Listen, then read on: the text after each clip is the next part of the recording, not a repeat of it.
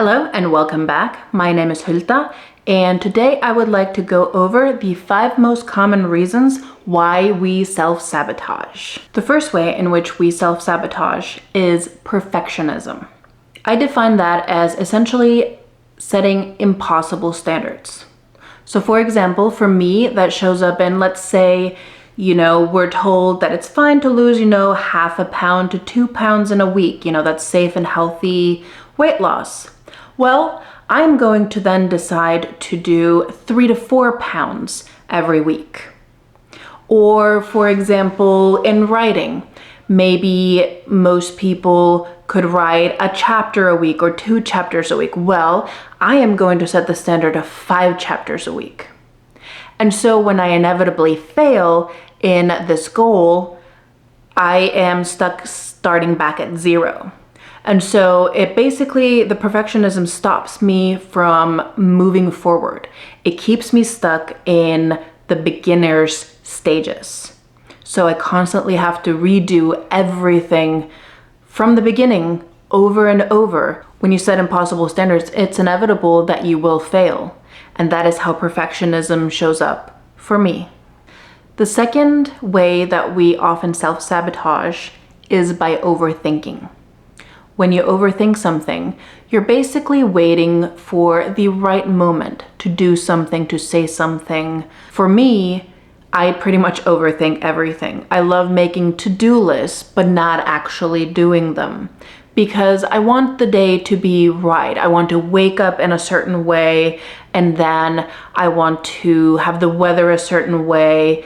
And if any of these tiny things that aren't really within my control are not perfect, then I can't do what I set out to do because I'll overthink the moment. This isn't right, and therefore I end up just not doing it. And essentially overthinking will then create stagnation. And when you are stagnated, you're not moving forward. You keep walking the same steps over and over and over. The third way in which we often self-sabotage is via addictive behaviors. Now, when you first hear this, and I was the same way, you may think, something a little bit more drastic, for example, like drugs or alcohol. But the truth is, addictive behaviors can show up in multiple different ways. It can be things like overworking. It can be eating food. It can appear as doom scrolling, for example, or even just scrolling in general and spending hours on social media looking at other people's feeds. Ultimately, it's all about numbing discomfort and distracting yourself from emotions that you don't want to face. For me, it specifically shows up with food. Essentially, if I was mad at someone, I would eat. If I was happy, I would eat. If I was sad, I would eat. Basically, any emotion that came upon me in any manner, positive or negative, I would reward or punish myself or the other people, even though it didn't affect them at all, by eating. And it was actually in sort of researching this particular video that I sort of realized this. Because food is something that we take for granted. We have to eat to survive. So it can be hard to recognize when food actually becomes a problem. And when it becomes a problem is when you're using it to deal with emotions that you don't want to face. While it may feel good in the moment, and it certainly does, I can speak from experience, ultimately it does so much more harm than you realize because it's so easy to get lost in it and to excuse it. It's not healthy to avoid discomfort and to avoid emotions. It's best to face them head on, but honestly, that's easier said than done. And it does take practice. And it does take showing up for yourself to get through that. And it takes time. It will not happen overnight. I'm still in the process of recognizing those moments for myself and then being able to move forward with other things other than food. And it also means not replacing one addictive behavior with another. For example, in my case, I can't replace eating food with binging a bunch of TV shows or movies. because neither is moving anything forward. So right now I'm trying to replace it with something healthier. For example, yesterday I was feeling some things and I actually ended up painting, which I haven't done in quite a while.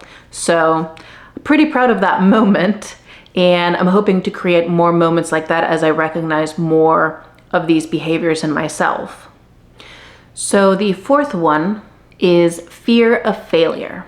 I think most of us recognize this as one of the ways in which self-sabotage shows up for us. Somehow, it feels less painful to not really try, because if you don't really try, then you can't really fail.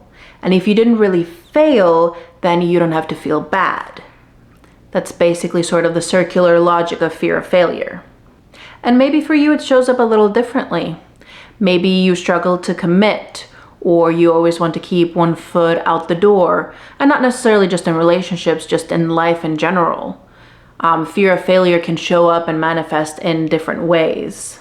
For me, it basically comes down to this. I think failing means I'm not good enough, that I am a failure if I fail. But there's a big difference between failing at something, learning from it, getting better and trying again, and thinking that I, as a person, am a complete failure because I failed at something. So it's important to divorce those two ideas from each other. And honestly, it is better to go full out and try and fail and learn and get back up and do it again, than to just sort of half-ass it and then, I didn't really fail, it's okay. And that's definitely something that I'm working on myself, and probably you are as well. I think this is a pretty common one that shows up for all of us at some point. The final one that we have is fear of success. So this is essentially a mirror of the fear of failure. And you might wonder, who would fear success? Isn't that all what we all want ultimately in whatever we are striving for? And yes, that's true, but it's also change.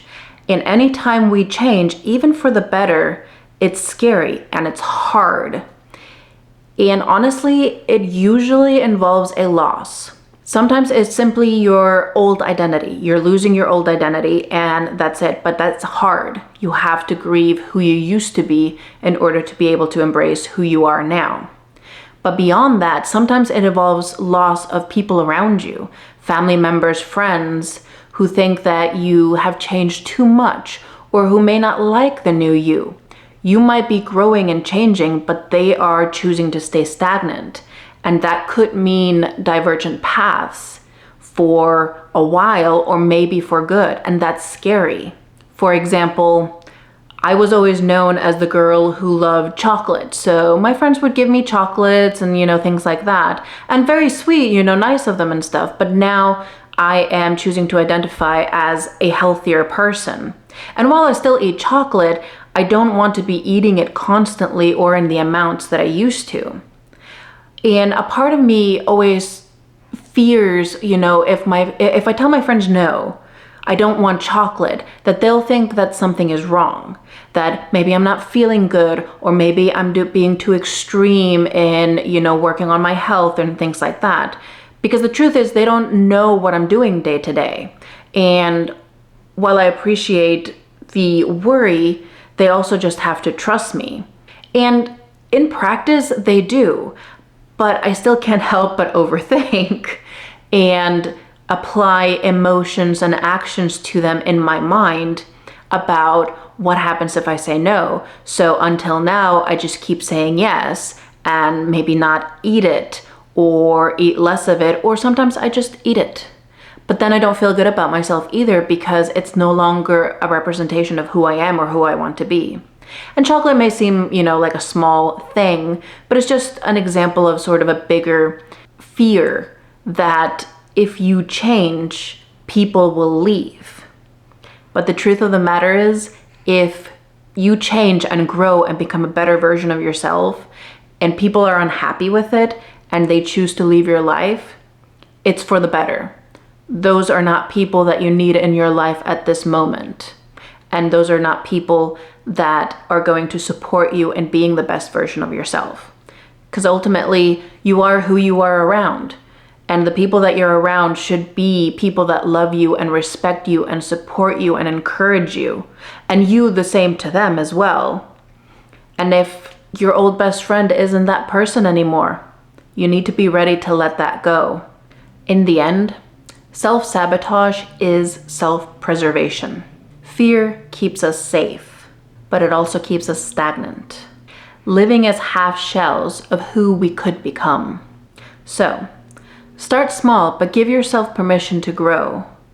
See who you are now and who you want to be, and list the differences between the two. How can you begin to address them? And ultimately, our final question for today is, how does self-sabotage show up for you? Is it one of the 5 ones that we went over today, or does it show up in a different way? Well, that is it for now. I hope to see you again in a different one soon. Bye for now.